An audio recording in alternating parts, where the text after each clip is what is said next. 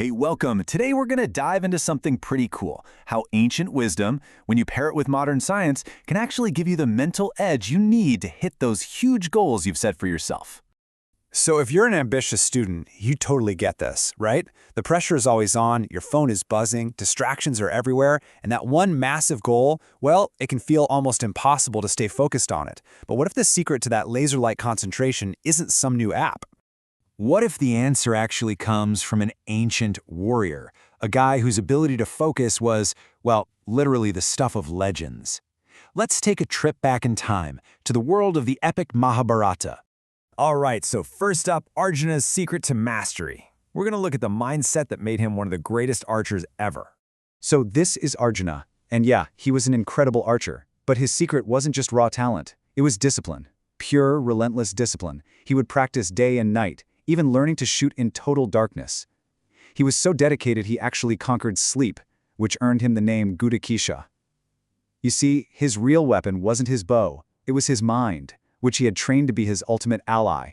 And this really gets to the heart of it, this core idea from the Bhagavad Gita. Our mind can be our biggest fan or our worst enemy.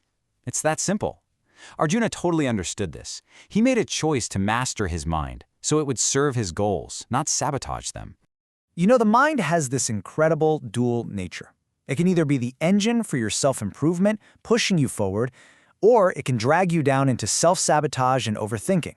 Arjuna's training wasn't just about pulling back a bowstring, it was about mastering his thoughts and emotions. He turned his mind into a powerful friend. Okay, so on to our next section, hacking your mindset. How do we actually take this ancient discipline and use it in our lives, today?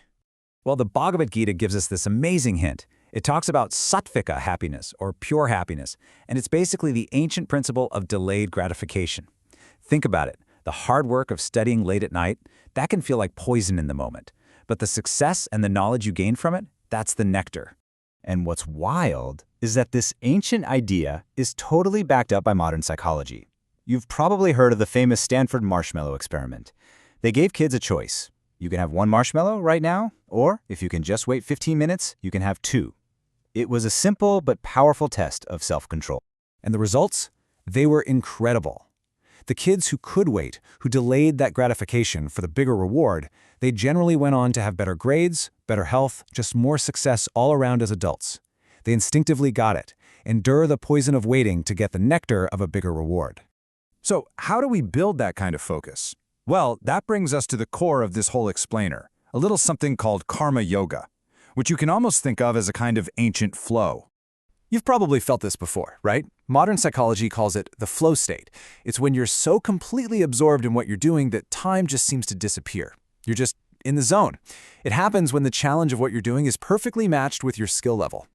But get this, thousands of years earlier, the Bhagavad Gita was describing a very similar state. They called it karma yoga. It's the art of selfless action. It means you pour everything you have into doing your duty, but, and this is the absolute key, you do it without getting attached to the outcome. You focus 100% on the action itself, almost like it's an offering, and you let go of worrying about whether you'll succeed or fail. Let's just compare these two for a second. The flow state is all about deep concentration on the task. Karma yoga, it's about detachment from the results. In flow, your motivation is the pure enjoyment of the process. In karma yoga, it's about performing your duty selflessly. See the connection? They're like two sides of the same coin, really. Both are about finding this deep engagement by focusing on the process, not just the prize. But what happens when the work isn't enjoyable? What happens when it gets really, really hard? That brings us to our next section, focus with a purpose. Okay, let's go back to Arjuna. He was facing the ultimate crisis. I mean, imagine this. His duty as a warrior meant he had to fight his own family, his cousins, his mentors, his focus completely shattered. How do you stay committed when your duty feels like the most painful thing in the world? It's a conflict a lot of us feel when we're facing really tough choices in our own lives. This is where his mentor, Krishna, reminds him of the bigger picture. These verses explain that the ultimate purpose of this fight is to restore Dharma, that universal principle of righteousness and cosmic order. So Arjuna's fight wasn't just some messy family drama, it was a necessary act to bring balance back to the entire universe. And that is the absolute game changer. When you can connect your personal duty, whether that's acing an exam, finishing a tough project, whatever, to a larger, more meaningful purpose, your focus becomes almost unbreakable. Suddenly, your struggle isn't just about you anymore. It's part of something much, much bigger. Okay, let's bring all this home. For our final section, let's map out your path to success. I want you to think of this as your personal guide to putting all these powerful ideas into practice. So first things first, it is so important to get this distinction straight. There's karma, which is the basic law of action and consequence. It can kind of bind us to the outcomes. But then there's karma yoga, and that is the art of action. It's about doing your work with so much skill and so much detachment that you're actually liberated from the anxiety of the results. So here's your practice. This is how you can start today. First, shift your focus away from the final grade and onto the process of learning itself. Second, start seeing challenges not as problems, but as opportunities to build your skills. Third, approach your work like it's an offering.